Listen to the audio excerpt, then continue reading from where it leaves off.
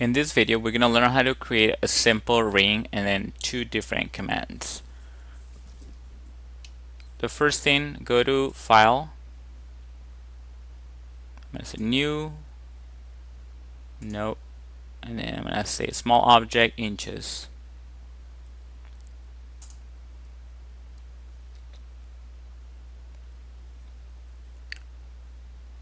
I'm going to use one of the solids, so I'm going to use the tube solid, and then I'm going to start from the 0, so 0, enter. And then from here I'm going to define the diameter of that, or radius, however you want it to be. So I want the radius to be, let's say, we can make it a large size as ring. So let's say it's a 2 inches diameter. So 2 inches. And then the outer side, it will be so the thickness of that will be wall thickness, it will be 1/4 of an inch. Enter. And then the height is going to be 1 inch. Let's do it 3/4 of an inch. Enter. So shade it. So that's the ring. And then from here we need to kind of like separate all the pieces that make up that ring. So we're gonna type the command unroll surface. Select the surfaces or polish surfaces. So we're gonna select everything, and after that hit enter. So it will separate all those the surfaces that make up that poly surface.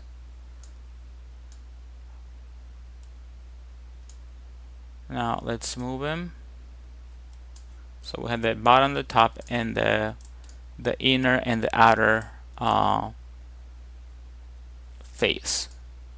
Logically, we know that the largest is the one on the outside, and then the smallest will be the one on the inside. From here, I'm gonna model something, so it can be small box. Let's say I'm gonna just create a small box right now, and then I'm gonna make this a block. So block, select the object, this object, enter, base point, and then I'm gonna call it I think it's gonna say like block 1. Block 1. Okay, so from here I just wanted to look for the edge in the actual object. So the edge is situated right here. If you remember the edge, and if you don't know how to find it, it's hard for you to distinguish between the ISO curve line weight and the edge line weight. Just go to the displays, the display, and then turn off your ISO curves, and the only one that stays, that will be the edge and the surface. So we know that this the edge is right here, and then from here now I'm going to create a copy of this one. So I guess it will be also the array, the linear array, linear.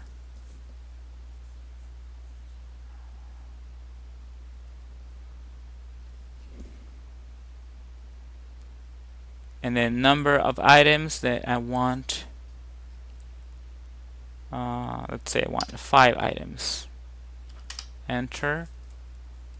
And then first reference point, so it'll be this point, and then from here I can go and start changing them. So you can see right here the distance that I need in between the objects. I can type that distance to be, let's say I want it to be 0.5. So that's 0.5. So then it will be, let's do 2. So 2 is too much. 1.5. So that's spacing them at 1.5 because my preview is in yes. So if I like that, or if I want to change the number, so I can say 6, 6, and then the preview, the distance is going to be 1.25. So that's the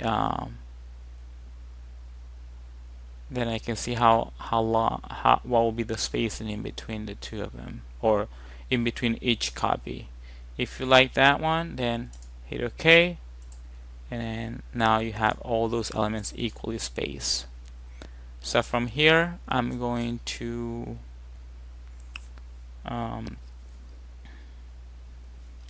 type on the command flow along surface, and now I'm going to select the objects. So select the objects to flow along 1, 2, 3, 4, 5, 6. Enter when done, and then select the surface, the nearest corner to so we're gonna find the corner to the edge. So it's right here. I'm gonna click on that corner.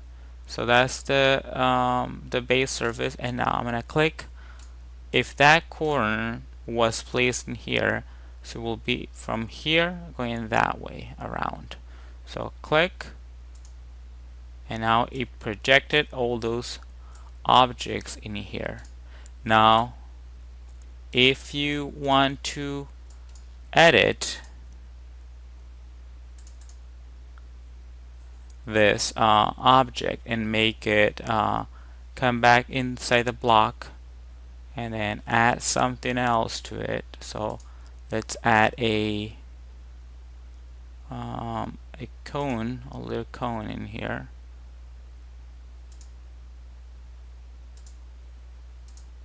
Something like that, and let's place it somewhere along on top of that little box that we created. Now hit OK. Updated this copies right here, and updated this ones right here. Now let's select all this,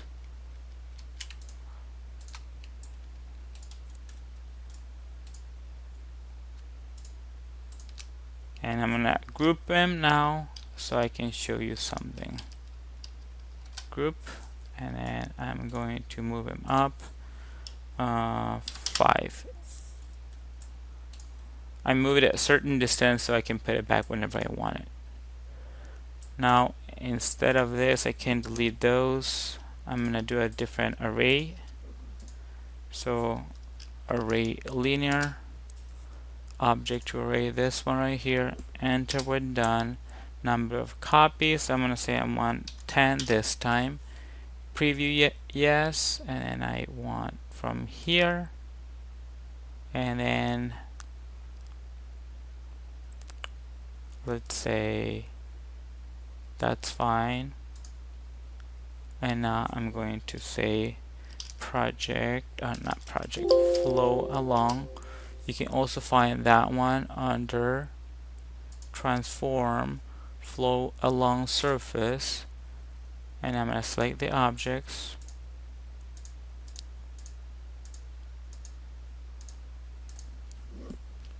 enter. So right now it says rigid, says yes, so I'm going to click on it, and it's no. And then the corner, so it's this corner right here, and then I'll look for the corner of that surface, so it's if it's wrapping, and then in there. So when rigid is on no, it will try to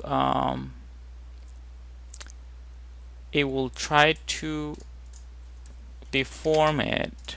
It will not try to deform it. I'm sorry, that object. But sometimes even if you say yes, it's not going to be perfect. So I'm going to say group, and then I'm going to move this minus ½ inch, because I just want you to see that there's not a big difference between those. 125. Okay, so and then this one was -5. Okay, so one was set to rigid on yes, and the other one was set no. So you can see in this one right here that the deformation is not significant. It may be because it's a block, but for what we were trying to do and accomplish, I think that's enough. That we're just trying to project that and make it look like a ring. So I think it does a pretty good job trying to do that. If you wanted to be very like precise in the sense that it will follow the curvature of the actual ring base, then it will be a little bit more complicated. You can do it by modeling the pieces on top of that actual ring with the curvature, but doing this is it's a pretty good way of and quick way of doing of creating that ring. So I'm gonna hide this and move this one up, so it's 0.25. Okay, so once you have let's say you have any model like the ring, and then you assign different materials.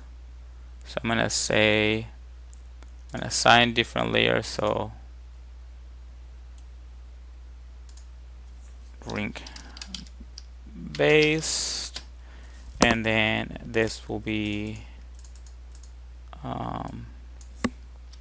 blocks, and in the blocks I have two different colors, color 1 and then color 2.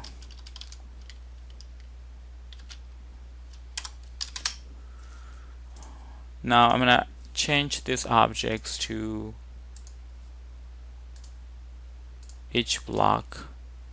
This one will be inside the block, so color 1 will be for that. Oops. So change this object to color 1, and then this other to color 2, and hit OK. And now we're gonna assign all that, all those groups, well, ungroup, and I'm gonna assign all that to all these objects to the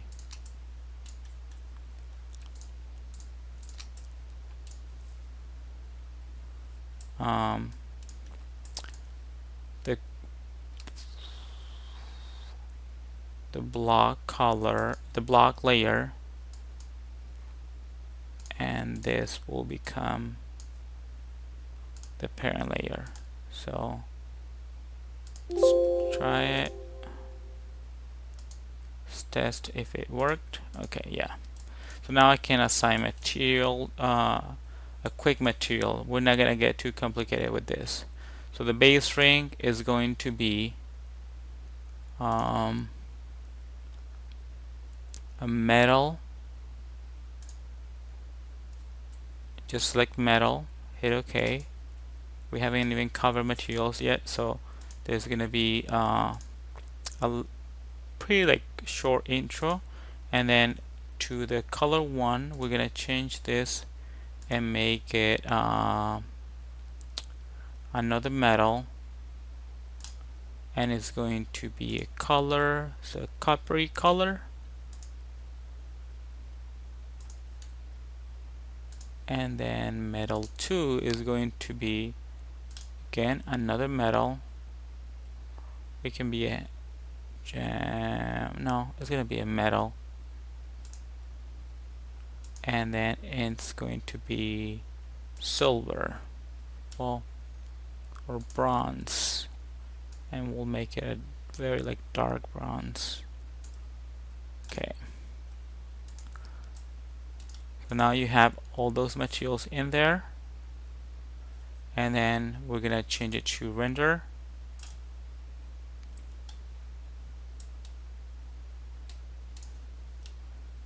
I guess this one is, the color is white, so I'm gonna say it's chrome, aluminum, or steel. Let's say a steel.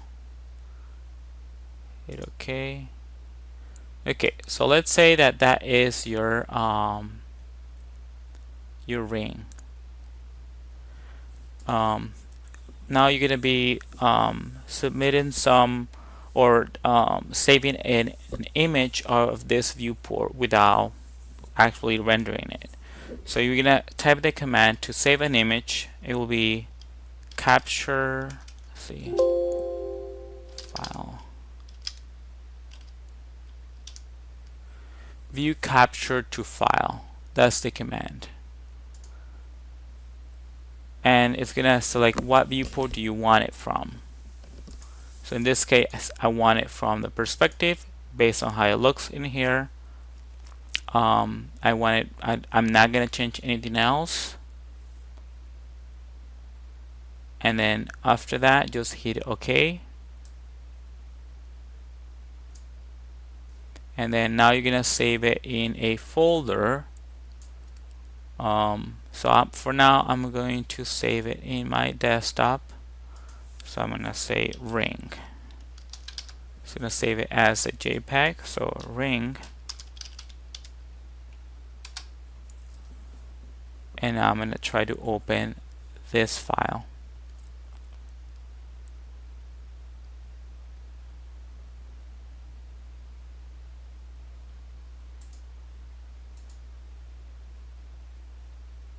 So I'm gonna pull it up on my desktop.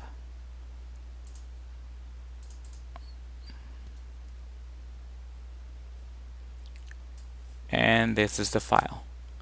So whenever we have to submit an image for your project, you're gonna use the view capture to file, and then you're gonna submit. In addition, just so everyone can see it, you're gonna submit in something like that if it's required by the assignment. So that's the way that you submit the image. So the commands that we went over was the new ones was flow, the linear array, the flow along surface, also the unroll surface, and now the view capture to file.